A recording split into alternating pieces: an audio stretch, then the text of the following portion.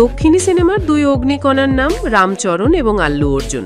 একদিকে ভাইয়ের মতো সম্পর্ক, অন্যদিকে 18 বছরের দীর্ঘ নীরবতা। কি এমন ঘটেছিল যে এত প্রিয় দুই সুপারস্টার এখন একে অপরের ছায়াও মারান না? এই সম্পর্কের মাঝে কোথা থেকে এলো এক সময়ের জনপ্রিয় নায়িকা নেহা শর্মা?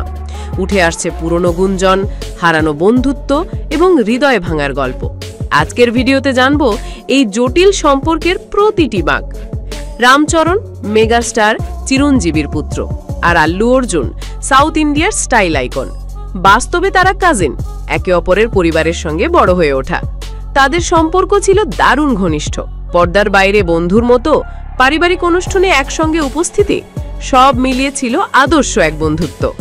2007 সাল রামচরণের প্রথম ছবি চিরুথাইয়ের শুটিং চলছে, আর সেখানেই নায়িকা ছিলেন নেহা শর্মা।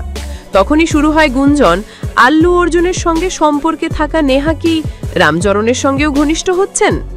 সময় যতই গড়াতে থাকে ততই শোনা যায় রামচরণ ও নেহার মধ্যে গোপন সখ্য তৈরি হয়েছে। এমনকি গুজবও ছড়ায় তারা গোপনে বিয়েও করেছেন।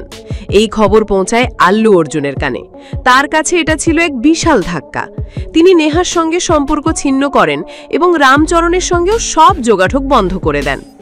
এই ঘটনা থেকেই শুরু হয় দুই তারকার মধ্যে দীর্ঘ 18 বছরের নীরবতা।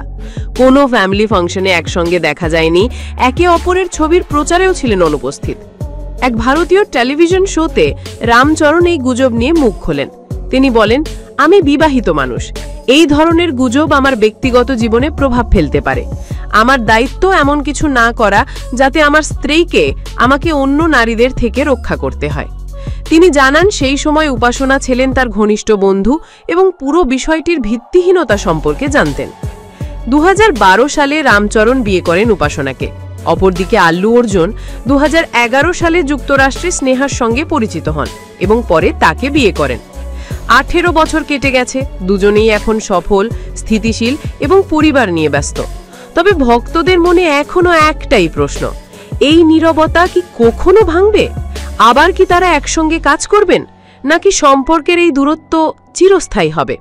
বন্ধুত্বের গল্প যতই পুরনো হোক, মনে রাখে সময়। রামচরণ ও আল্লু অর্জুন দুই ভক্তনন্দিত নায়ক। হয়তো একদিন ফের একসঙ্গে দেখা যাবে তাদের, পর্দায় কিংবা বাস্তবে এক ফ্রেমে।